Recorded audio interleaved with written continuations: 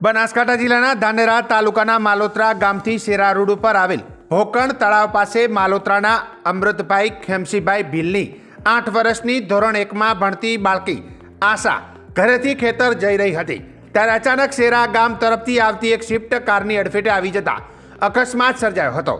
બાળકીને 108 મારફતે ધાનેરા સરકારી હોસ્પિટલમાં લાવવામાં આવતા ફરજ પરના ડોક્ટરે મૃત જાહેર કરી હતી। બાળકીના પિતા અમૃતભાઈ અંદાજે 2 વર્ષ પહેલા એક અકસ્માતમાં મૃત્યુ પામ્યા છે। તેમના મોત પછી તેમની પત્ની પણ 4 બાળકો નોંધારા મૂકી બીજે લગ્ન કરી લીધા છે, જેથી આ બાળકો તેના કાકા માધુભાઈ ખેમસીભાઈ ભીલ પાસે રહેતા હતા। જેમ જેમ વાહનો વધી રહ્યા છે તેમ તેમ અકસ્માતો પણ વધી રહ્યા છે। રોડ ઉપર જતા લોકોને જાણે જીવનું જોખમ પડે પડે હોય તેમ લાગી રહ્યું છે।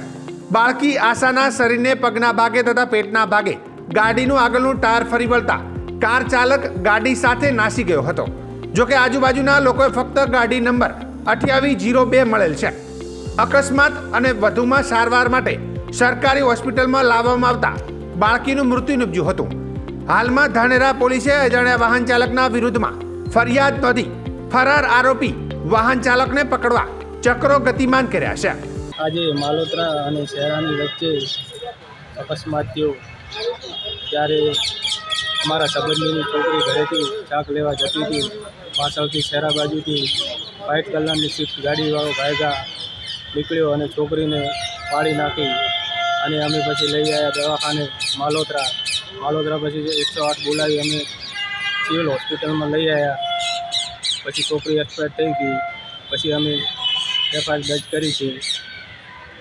શું નામ હતું બેબલી? માહિતી મુજબ અમે પીએમ સાહેબને પોસ્ટ મર્ડર કરાવી અને પછી જે એમની કાર્યવાહી થાય એ સાહેબ કરશે। બેબીનું નામ શું છે?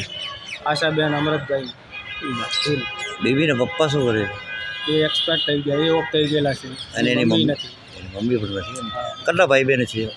એ 4 ભાઈ બહેન છે। શું નામ તમારું? મારું નામ મંજીભાઈ ભૈરાભાઈ વાસા।